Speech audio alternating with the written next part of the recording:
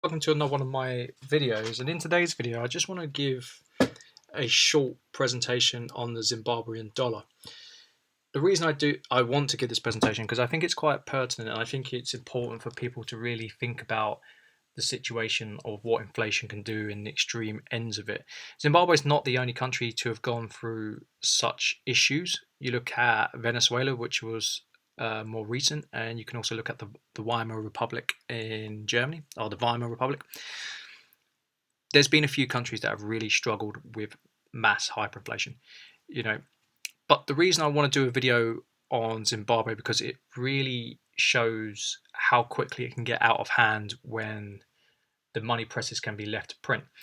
I'm also going to be making a video in the next few days concerning how the money supply works, and I'm going to compare it against the UK, and I'm going to argue the case of why this will never happen in the UK, and it won't ever happen in economies such as the US or a complex economy. Economies like Zimbabwe are relatively new and they are relatively simple. The economies of the Western countries that hold a lot of financial firepower, they're very complex and they're very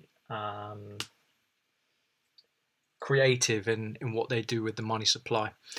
So I don't think there is a fair comparison, but I want to showcase how the wheels can fall off very quickly should the occasion arise. Now, if you look at the sixth issue, I'm not going to go into the history of the Zimbabwe dollar. I think it started around 80, 83. I was given a source. It does come from Reinvista, if I haven't stated already. This source was given to me by someone who frequents the groups that I go on, such as UK Silver Stackers and Back the Metal.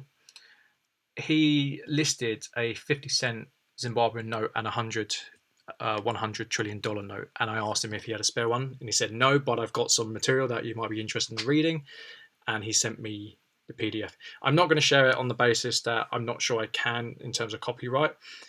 I'm putting this up for educational benefits, and I'm not really showing anything else concerning this, so hopefully I won't get a smack on the back of my hand.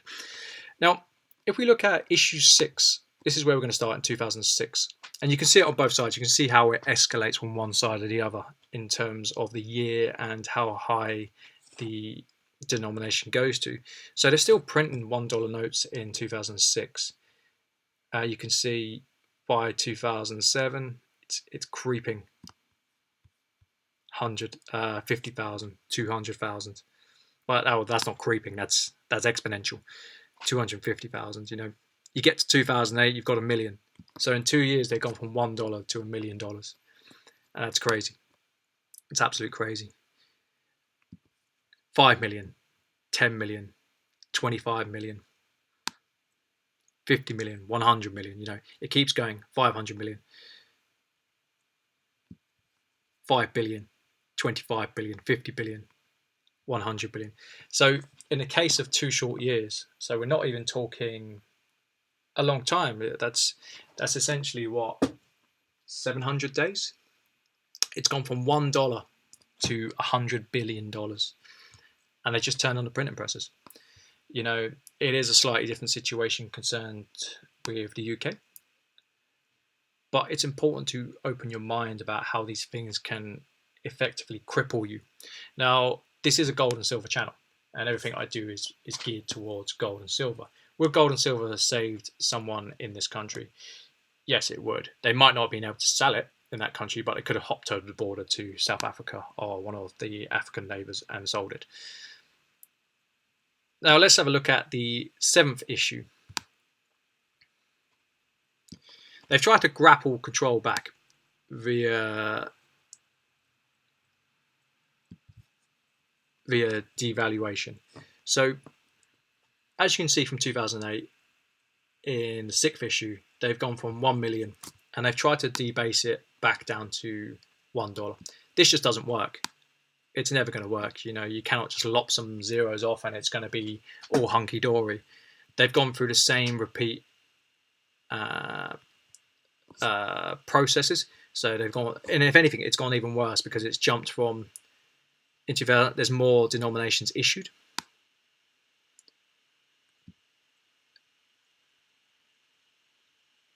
So that's $1 trillion. So they started, once they debased it, they started on $1 again, and they've gone to $1 trillion, 5 trillion, 10 trillion. 2009, you know. So again, in the space of 2 years, they've gone from $1 to $100 trillion because they printed more and more money into existence. It doesn't work. Money needs to be printed into existence in a way that is carefully thought out, and it's like a controlled implosion. You need to do it in a way that is not going to ruin your economy. Now, I personally believe debt is a good thing, but debt is a good thing if controlled. So if an economy such as the UK, and I will address this, puts money into the system, it gets a cheap credit line, which will be devalued by time, and then they can have value added by that cheap loan and pay it back on time. It means that they improve the situation of the economy. This hasn't been the case here. Inflation has been the theft of the people's money. I'm not going to get into the politics concerning it. I don't think it's entirely relevant, and it's not the point I'm trying to portray. Now, if you go back to 2009, again, they've rebased it. So $1, 5, 10, 20, 50, 100, $500. I used to have a Zimbabwean teacher. This was my first and second year as an economics student. He's quite well travelled. Last time I checked, he was actually living quite close to me in Australia when I was living in Australia. But I guess it was relatively close. Australia is a very big place. He told us that people were using the US dollar and they were using the South African rand. They weren't even bothering. And the thing is, with these notes here, the big ones, they weren't even trusted anyway. They didn't have the appropriate watermarking, and people genuinely didn't trust it. If the prices are going up every hour, what's the point in carrying it? You can carry wheelbarrows, shoeboxes, it doesn't matter. There's cases in Zimbabwean that were reported that people would, someone dumped a wheelbarrow and someone stole the wheelbarrow and left the cash because it was worthless. It wasn't worth the paper it's printed on. There's cases in Venezuela where someone would take a shoebox in to do their shopping, and by the time they had got to the shop, because there was long queues, they actually queued longer than the Brits do, which is an achievement in itself. It had been devalued, so they couldn't afford what they were going to buy.